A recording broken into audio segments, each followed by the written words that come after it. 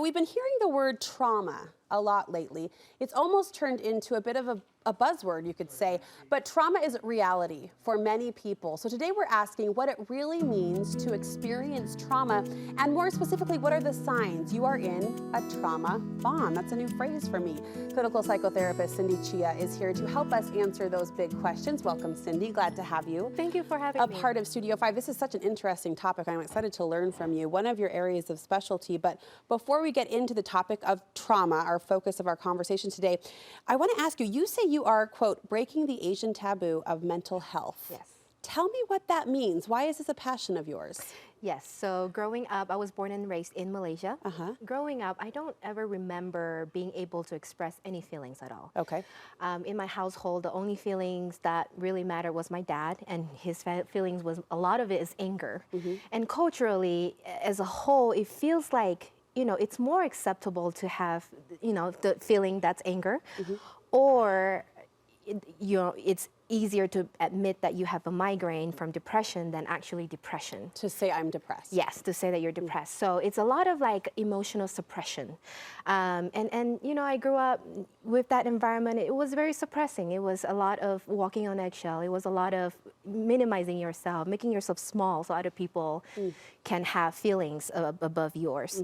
So I want to change that. I feel like culturally we are better. We are growing away from that. The new generation are making an importance of mental health, and I love that, and I want to change that. I want to create that safe place for everyone to be able to heal, to feel that feelings, and not apologize for it, and not feel bad for it. Well, you're helping people do that, and to know, you know, your background, your cultural background, and how you have, you know, taken a step forward to hopefully help people push through their own feelings and their own emotional coping. Thank you. I hope so. Well done. Well done, sister. Well done. Thank you. Let's talk about trauma. How would you define it? We do use this word almost casually now. How do you define trauma? So trauma is an experience where pretty much your life changed from an experience. So it's usually a negative impact on your body, your soul, your mind. So you know that you have had a traumatic experience if you maybe think about it a lot, and you get triggered by it negatively. So for example, if you smell something that is from your trauma experience, you might get a flashback.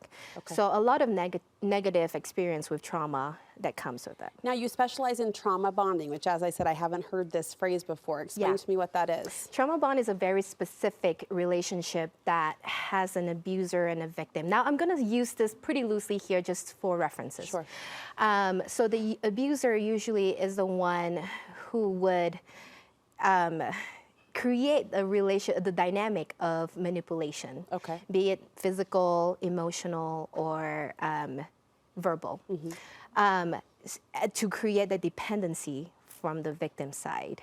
So when you're in a trauma bond, you know when you're in a trauma bond when you feel really stuck, where you feel like you need to walk on eggshell, where you feel like you need to prove your worthiness, and where you feel like you just can't see a future in that trauma bonding relationship. And you say you've experienced a trauma bond, and you're very open about that.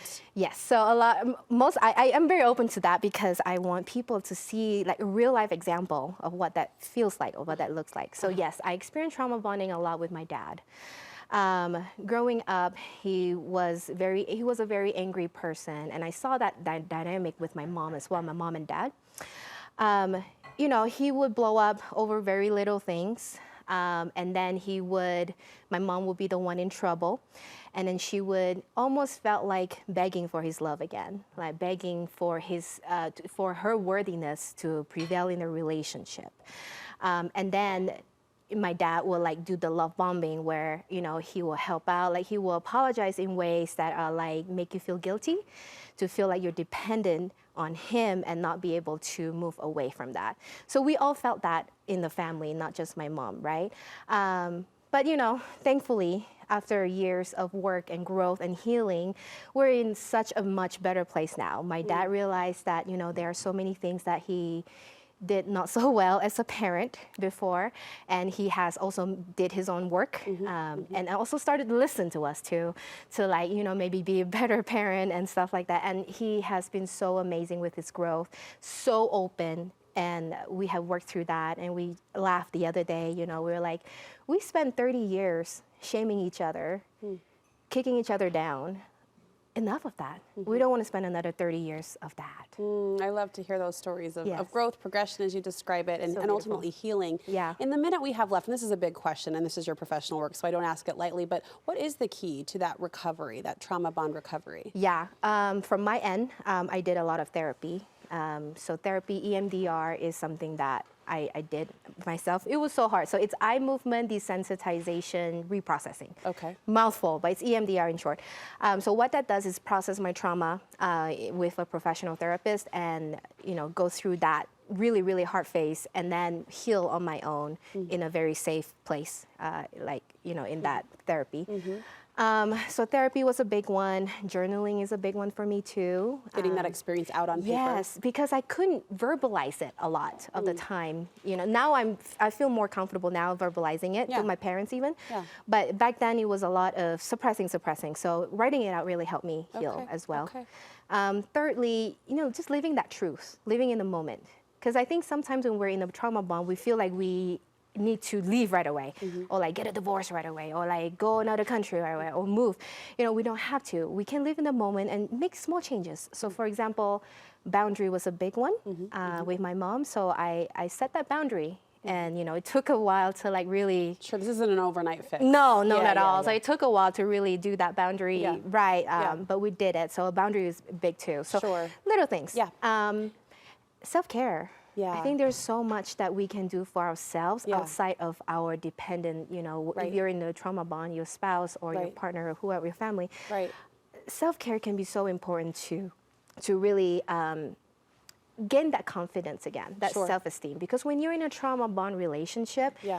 you feel stuck, you feel very little most of the time. So being able to own your truth, like you said, Yes. and to have the mental and emotional reserve that you need Yes. to push through these hard struggles is important. Thank Yeah. you for sharing just a bit of your personal experience and also your professional expertise. Thank I know you. you share both on Instagram. How can we follow along with you? Yes, so my Instagram handle is Cindy M Chia. It's CindyMChia. All right.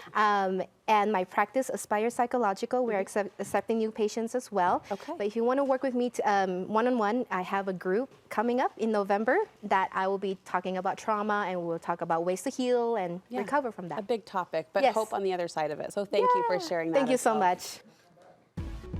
We'll post that information for you on our website, studio5.ksl.com, as well as a link to this conversation if it was helpful and something you'd like to review.